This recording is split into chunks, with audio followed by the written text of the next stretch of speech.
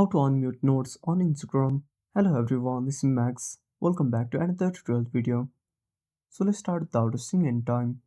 Also make sure to watch this video till the end.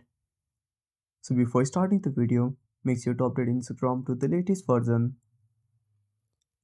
After updating, open up Instagram on a device. Now go to the person's profile.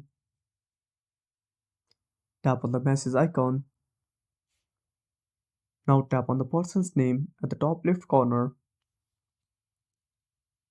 Now go to the profile. Now tap on following. Now simply tap on mute.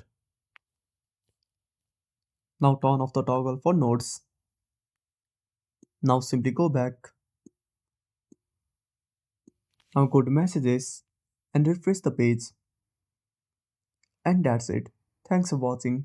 Make sure to subscribe our channel and hit the bell icon. See you in the next video.